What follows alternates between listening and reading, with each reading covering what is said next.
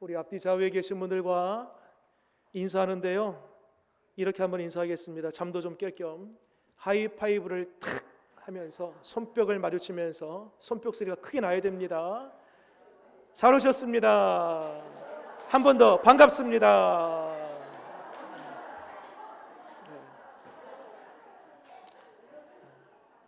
그만하세요 이제. 예. 어떻게 소리가 짝짝 잘 맞습니까? 네. 오전에 예배 드릴 때 오전에 예배를 위해서도 참 기도를 많이 하지요. 근데 저는 오후 예배 때 기도를 더 합니다. 왜냐하면 이제 식사를 마치고 오후에 예배를 드리다 보면 눈이 가물가물 감기기도 하고, 특히나 우리 교회 같은 경우는요 매주 상추가 나와요. 그래서 주여 상추를 이길 수 있는 말씀의 권능을 더하여 주옵소서 하면서 저는 그렇게 더 오후 예배를 위해서 기도합니다. 이 자리에 올라올 때마다 주님, 첫 번째로는 잠만 안 재워도 오늘 설교 잘한 거다라는 생각으로 가지고 올라오면서, 이왕 우리가 오후 예배 드리는데 이 시간이 의미 있고 보람 있고 열매가 있는 시간이 되었으면 하는 그런 마음으로 올라옵니다. 바라기는 오늘도 선포된 이 말씀을 통해서 답답했던 내 마음의 자유함이 찾아오고, 꽉 막혀서 보이지 않았던 내 인생의 길이 보여지는 은혜의 시간 될 줄 믿습니다. 다시 한번 하이파이브 못하신 앞뒤에 계신 분들과 그렇게 합시다 하면서 한번 앞뒤에 계신 분들과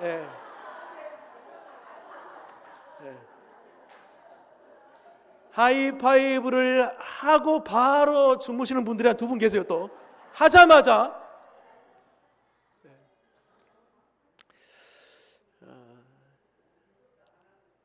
한 아버지와 아들이 있습니다. 이 아들이 한 30대 정도 되는 아들인데 집에 붙어있지 않고 자꾸 나가요. 그것도 아버지의 재산을 가지고 자꾸 나가서 집에 들어오지 않습니다. 그래서 하루는 궁금해서 아버지가 아들에게 묻습니다. 아들아, 도대체 밖에서 뭘 하길래 집에를 안 들어오고, 그것도 그 아버지의 그 재산, 그 돈을 가지고 이렇게 낭비하면서 이렇게 사니, 도대체 너 밖에서 하는 게 뭐야? 라고 물었어요. 이때 아들이 하는 얘기가 있습니다. 아버지, 인생을 행복하게 살려면 친구가 많이 있어야 됩니다. 친구를 만나려면 밥도 사야 되고 간식도 사야 되고, 친구를 만나기 위해서는 돈이 반드시 필요합니다. 그래서 친구를 만들고 친구를 사귀기 위해서 돈을 쓴 거고, 집에 잘 들어오지 않는 이유도 친구와 오랜 시간을 많이 보내야지 그 친구를 사귈 수 있기 때문입니다. 이게 밖에 나가서 집에 들어오지 않는 이유, 돈을 많이 허비한 그 이유가 친구 때문이라는 거예요. 아버지가 궁금했어요. 도대체 이 아들이 만나고 있는 친구들이 어떤 친구인가? 아들아, 네가 요즘 만나고 있는 그 친구가 어떤 친구들인지 아버지가 좀 봐도 되겠니? 그럼요. 얼마든지요. 조건이 있다. 네하고 나하고 누더기 옷을 한번 거쳐 입고 거짓골로 그 친구를 한번 만나보도록 하자. 좋아요. 그래서 이 아들의 베스트 오브 베스트, 최고의 친구, 베스트 프렌드를 이제 만나러 갔습니다. 똑똑똑 친구가 문을 엽니다. 오, 친구, 무슨 일인가? 이 누더기 옷을 걸쳐 입고 거짓골이 된 이 모습으로 앞에 나타난 이 아들이 친구에게 말합니다. 내가 2차 저차해서 우리 집이 망해서 하루아침에 거짓골이 되고 말았네. 갈 곳도 없는데 지금 길바닥에 내 앉게 생겼는데 친구네 집에서 한 며칠이라도 유하면 안 되겠나 물었어요.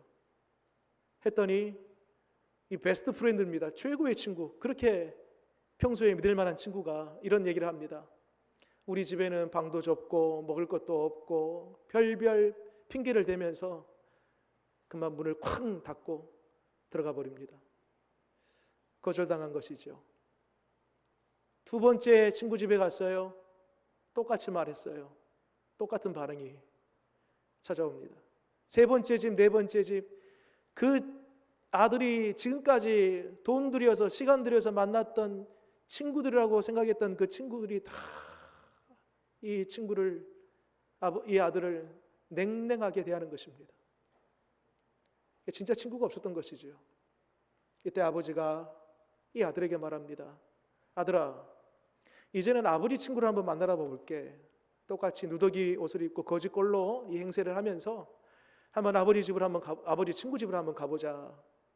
해서 아버지가 앞장서고 뒤에 아들이 따라옵니다. 아버지 친구 집의 첫 번째 문을 두드렸습니다. 문을 엽니다. 아버지 친구가 얼굴을 내밀면서 어이 친구, 이렇게 야심한 밤에 무슨 일인가?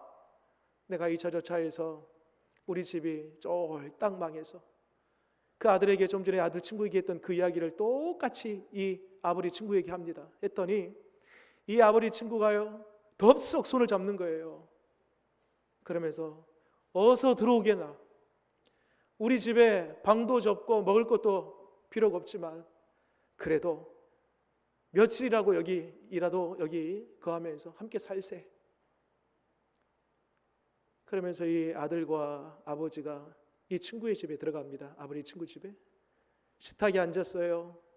둘러 앉아서 아버지 친구 맞은편에 아버지와 아들이 나란히 앉아서 삥 둘러서 이야기를 하는데 이 아버지가 자초지종을 쭉 설명합니다. 이런저런 이유 때문에 누더기 옷을 걸쳐 입고 우리가 망한 게 아니고 일부러 이런 행세를 한번 해보았네. 진짜 친구가 어떤 친구인지 알아보려고 이렇게 했는데 쭉 자초지종을 얘기하자 그 친구와 함께 마지막에는 모두가 다 한박 웃음을 터뜨립니다. 그러면서 그 일을 통해서 이 아버지와 아버지 친구 두 사람의 우정의 관계는 더 깊어지고, 그리고 이 아들은 진짜 친구가 어떤 친구인지 그 친구의 의미를 알게 되었다라는 이야기가 있습니다. 여러분, 내가 힘들 때, 어려울 때, 눈물 날 때 가장 내 옆에서 눈물 닦아줄 그 좋은 친구 한 사람만 있다면 그 사람이 행복한 사람 아니겠습니까? 여러분, 우리가 이 땅 살아가는 동안 행복한 인생으로 살 수 있는 중요한 두 가지의 관계가 있습니다.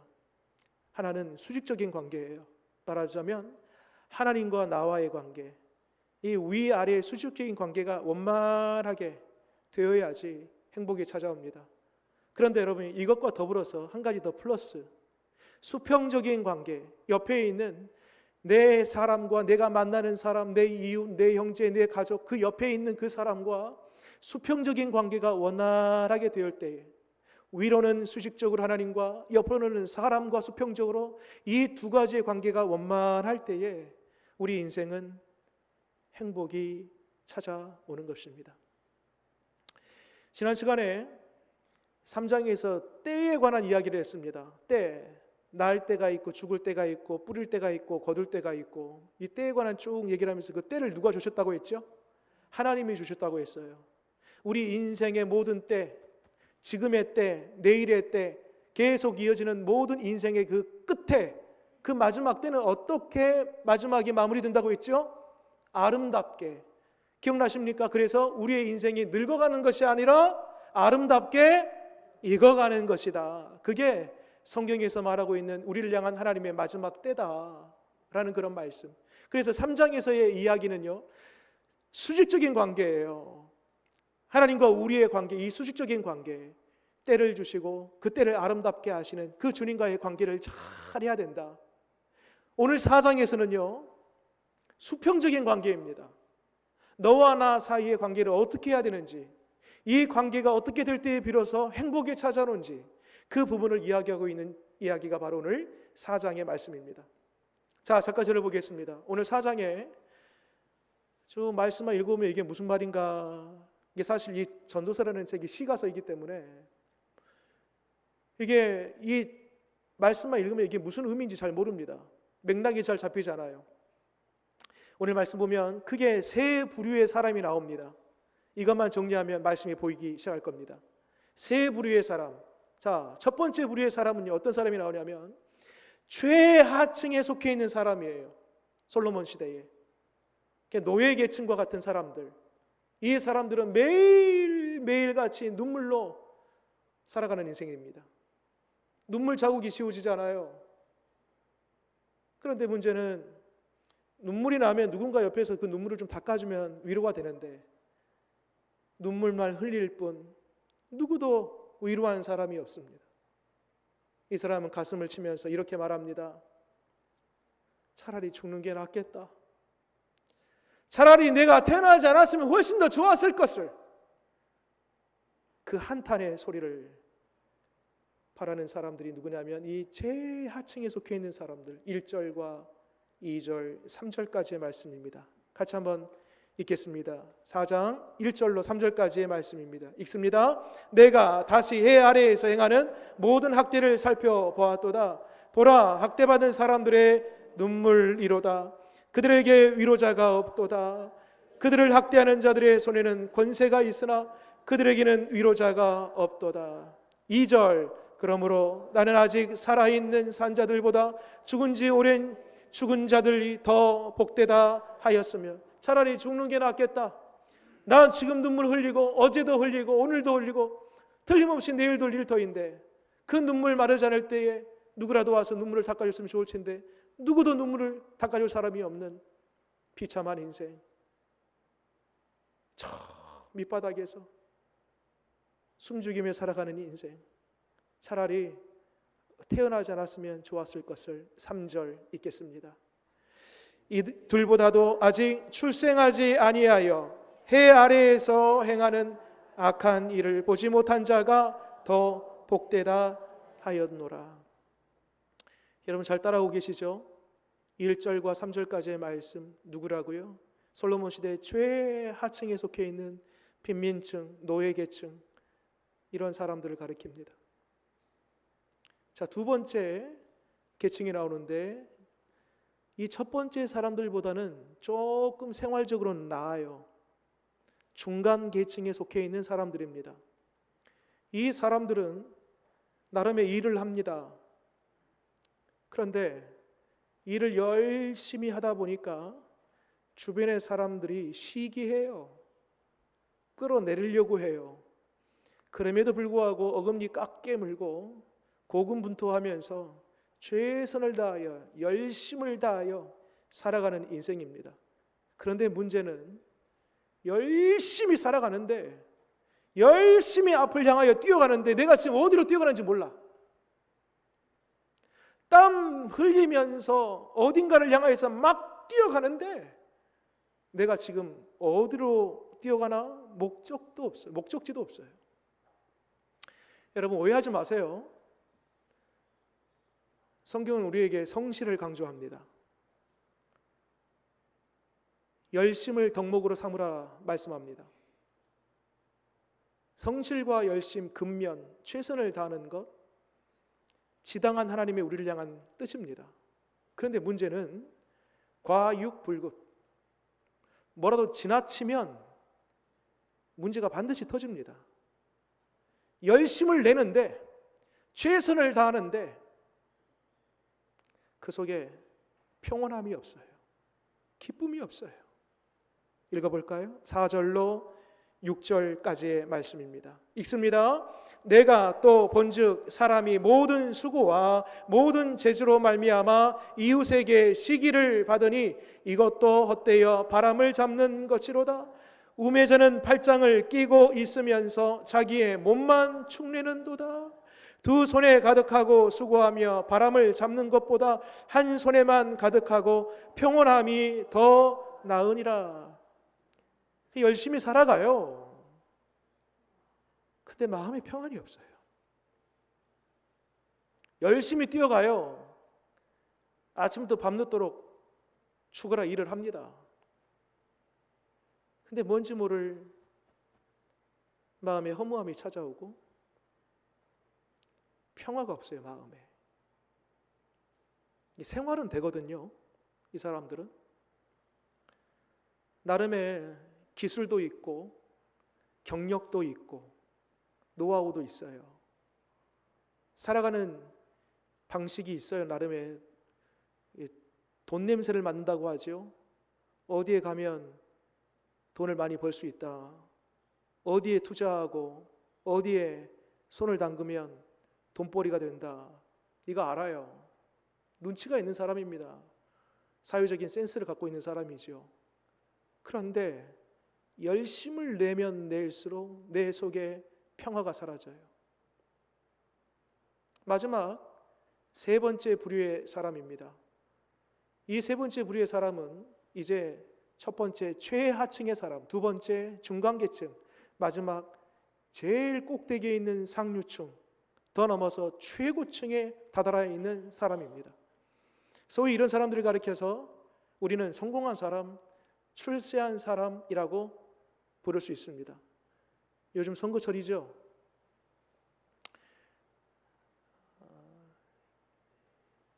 가다 보면 차를 타고 가다 보면 이제 뭐 사거리든 사람들이 많이 모이는 곳이든 가는 곳곳마다 현수막이 다 붙어져 있고 큰 스피커로 연신 그 후보의 이름을 얘기하면서 광고합니다. 홍보하죠. 한 표 부탁한다고. 어떤 분은 보니까요, 막 그 앞에서 그냥 소리만 지르는 게 아니고 막 춤도 추면서 막 모션까지 맞춰가면서 막 그렇게 홍보를 합니다. 근데 지금 여기 마지막 세 번째 불이 나와 있는 사람은요, 이미 이름 석자만 딱 되면은 누구든지 알 수 있는 사람이에요. 꽤 유명한 사람, 권력을 가진 사람, 삼각형 제일 위에 꼭지점에 있는 그 사람, 이름 석자 얘기하면 누구든지 다 알 수 있는 바로 그런 사람입니다. 나름의 재산도 있어요. 또 확실한 미래와 노후가 보장됐어요. 부족함이 없는 사람이에요.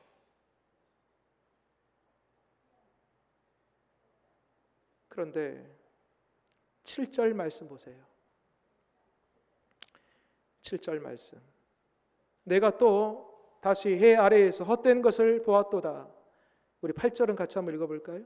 시작. 어떤 사람은 아들도 없고 형제도 없이 홀로 있으나 그의 모든 수고에는 끝이 없도다. 또 비록 그의 눈은 부요를 족하게 여기지 아니하면서 이르기를 내가 누구를 위하여는 이같이 수고하고 나를 위하여는 행복을 누리지 못하게 하는가 하여도 이것도 헛되어 불행한 노고로다. 잘 보세요. 여기 보면 아니 목사님 부족한 게 있지 않습니까? 아들도 없고 형제도 없고 혼자 산다 하지 않습니까?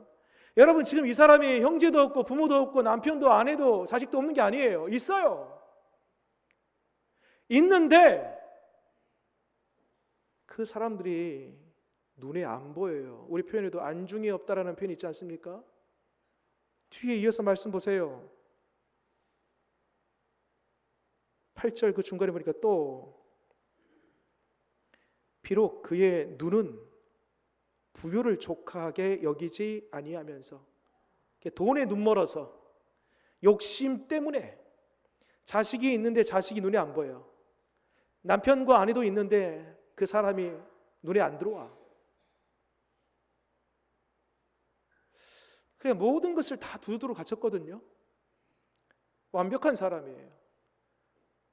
어쩌면 오늘날 이 땅에서 살아가는 사람들의 선망의 대상, 부러운 사람이죠. 부족함이 없는 사람.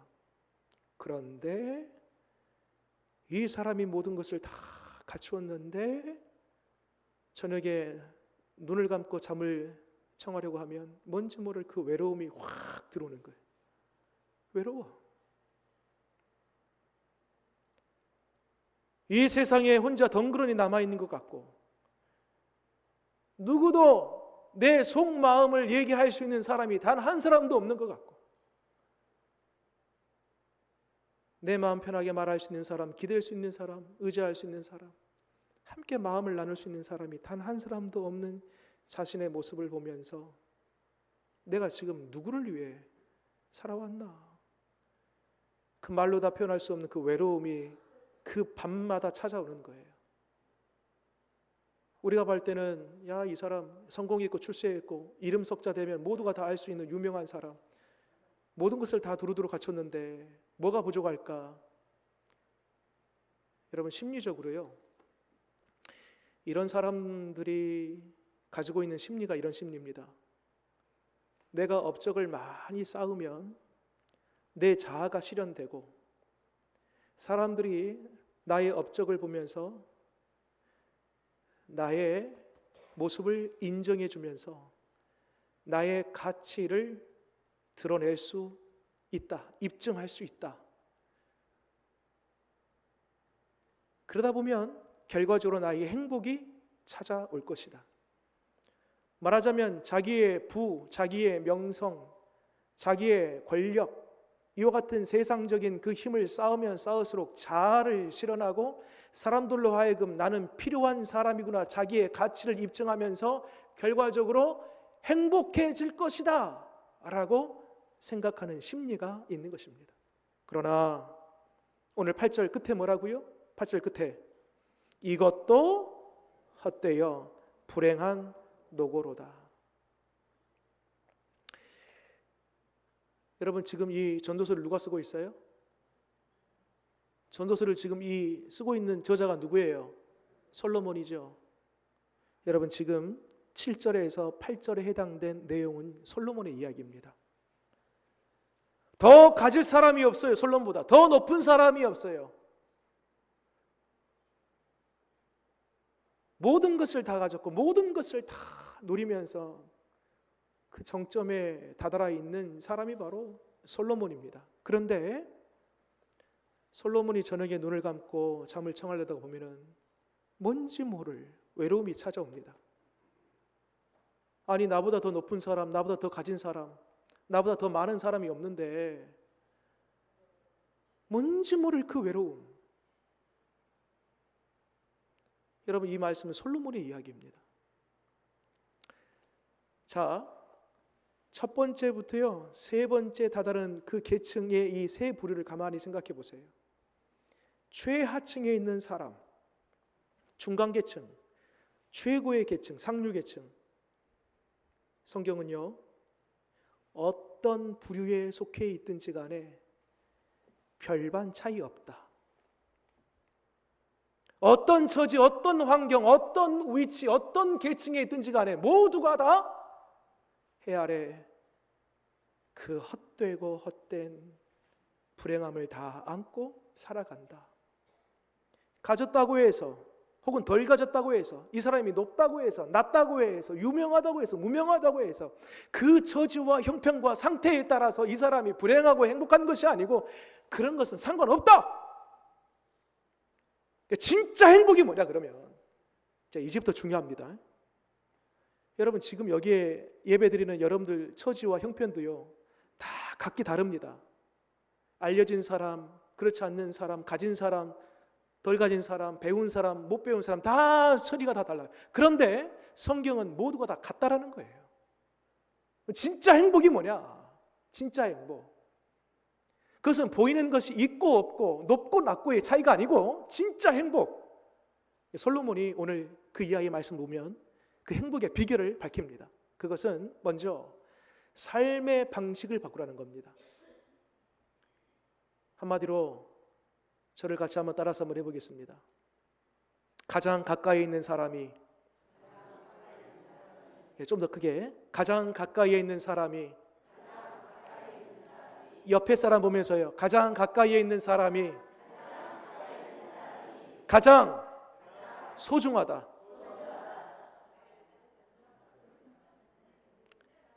행복이 다른 게 아니고요, 가장 가까이 있는 사람이 소중함을 아는 것부터 시작이 되고 그 가장 가까이 있는 사람에게 마음을 열고 진실하게, 겸손하게, 정직하게 손을 내밀고 그 사람의 손을 잡고 위로해주고 격려해주고 축복해주면서 그 사람과 함께 살아가는 그것이야말로 계층을 넘어서 내가 어떤 처지와 환경에 있든지 간에 그것이야말로 진짜 행복자가 될 수 있는 비결이라는 것입니다. 자, 볼게요. 그래서 9절 말씀입니다. 같이 한번 읽겠습니다. 시작. 두 사람이 한 사람보다 나음은 그들이 수고함으로 좋은 상을 얻을 것임이라. 10절 말씀 또 읽겠습니다. 시작. 혹시 그들이 넘어지면 하나가 그 동물을 붙들어 일으키려니와 홀로 있어 넘어지고 붙들어 일으킬 자 없는 자에게는 화가 있으리라. 아멘. 한 사람보다 몇 사람이 낫다고요? 두 사람. 나 혼자 사는 것보다 내 옆에 있는 사람과 어울려 사귀며 살아가는 것이 훨씬 낫다라는 것입니다. 11절 제가 읽어볼게요. 또 두 사람이 함께 누우면 따뜻하거니와 한 사람이면 어찌 따뜻하랴. 여러분 저를 보세요. 지금 우리가 온도를 잴 때에 영상 몇 도 혹은 기온이 떨어지면 영하 몇 도 이렇게 표기하고 그렇게 말하지 않습니까? 근데 본래 여러분 이 표기법이 있기 전에 본래 온도를 잴 때는 이렇게 쟀다고 합니다. 고대 온도 측정법. 한 사람 추위, 두 사람 추위. 이게 무슨 말인지 잘 이해가 안 되죠. 한 사람 추위라는 것은요, 혼자서도 버틸 수 있는 온도라는 거예요. 그런데 두 사람 추위 뭘까요? 두 사람이 등을 맞대고 있을 때 그 온도로 버틸 수 있는 추위라는 거예요. 질문. 세 사람 추위 똑같은 거예요. 똑같은 거. 더 강한 추위라는 거예요. 세 사람이 있을 때 비로소 이 추위를 이길 수 있다는 겁니다. 그래서 측정 방법이, 측정 표기하는 말하는 방식이 한 사람 추위, 두 사람 추위, 세 사람 추위 이런 식으로 왔다는 겁니다. 여러분 추위라는 게요, 이 온도만을 가리킨 게 아니에요. 날씨만을 가리킨 게 아닙니다. 우리 인생에도요 추위가 찾아올 때가 있습니다. 봄 햇살처럼 따뜻한 인생의 시간이 찾아올 때가 있지요. 그러나 때때로 모진 바람과 함께 매서운 추위가 우리 인생에도 찾아올 때가 있습니다. 그때 어떻게 해요? 어떻게 해요? 이때에 내 옆에 있는 사람, 마치 설교소두에 아들의 친구 말고요, 아버지의 친구 집에 갔을 때 문 열고 손을 잡아주고 어서 들어오게나, 양식 별것 없지만 함께 나누고 며칠이라도 이곳에서 묵게나 했던 그 진짜 참된 따뜻한 친구 한 사람 있으면 어떤 강력한 추위가 인생에 찾아온다 할지라도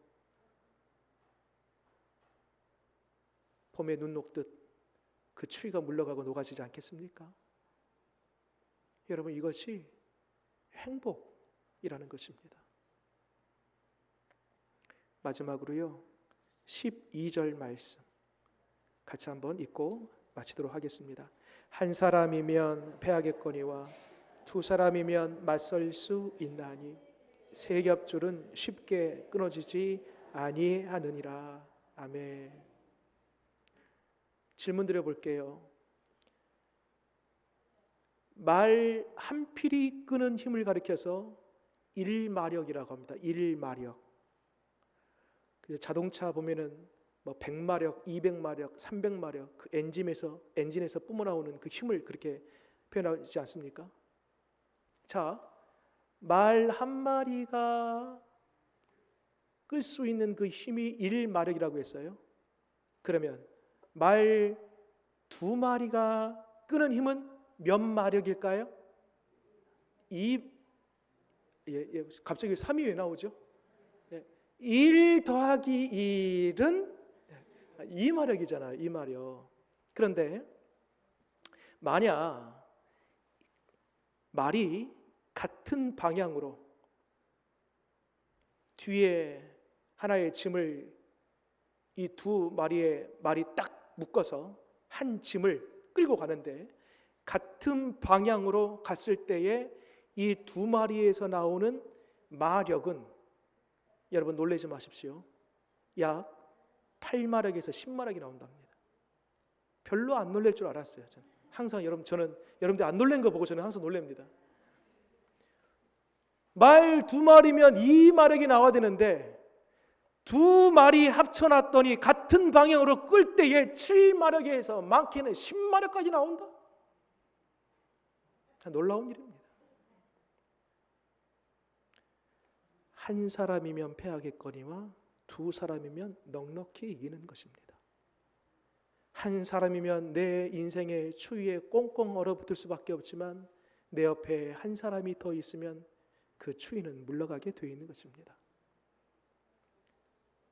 여러분, 내 옆에 있는 사람 하나님이 내 옆에 데려다 놓은 것입니다. 믿으십니까? 가정에서 내 사랑하는 남편, 아내, 자녀들, 형제들, 우리 교회 성도 한 사람 한 사람, 내 옆에 있는 사람 하나님이 내 옆에 붙여준 것입니다. 함께 끌라고, 함께 보라고, 함께 부딪히라고. 내 옆에 있는 사람이 가장 소중하다라는 그 인식과 믿음과 그리고 그 사람에게 손 내밀어 함께 그 사람의 손을 잡아갈 때에 비로소 계층을 뛰어넘는, 환경과 처지를 뛰어넘는 진정한 행복이 우리 가운데 찾아올 줄 믿으시기 바랍니다. 마지막으로요, 옆에 사람에게 우리 처음에 인사했던 대로 하이파이브를 탁 멋있게 한번 하면서 당신 덕분에 삽니다. 하겠습니다. 당신 덕분에 삽니다. 기도하겠습니다. 하나님, 오늘 말씀을 통해 행복이 멀리 있는 것이 아니고 내가 가졌다고 해서, 높아졌다고 해서, 유명하다고 해서, 잘 알려졌다고 해서, 갖추었다고 해서 행복이 있는 것이 아니라 비록 내 처지가 어렵고 힘들고 아무것도 내 손에 잡힌 것 없다 하더라도 내 옆에 함께 갈 수 있는 그 한 사람 있다라면 행복이 찾아오는 줄 믿습니다. 위로는 하나님과의 관계, 옆으로는 사람들과의 관계, 이 수직적이고 수평적인 이 두 관계를 우리가 잘 맺음으로 말미암아 우리 삶에 참된 행복이 깃들게 하시옵소서. 그렇습니다, 주님. 멀리 있는 사람을 소중히 여길 것이 아니라 가장 가까이에 있는 나와 함께하는 사람, 나와 함께 사는 사람, 자주 만나는 사람, 내 옆에 있는 사람, 바로 그 사람 하나님이 나에게 짝으로 보내주신 사람인 줄 믿고 소중히 여기고 먼저 마음을 열고 손을 내밀고 또 눈물 날 때 눈물을 닦아주면서 위로하고 격려할 수 있는 그러한 사람 되게 하여 주시옵소서. 예수님 이름으로 기도드립니다.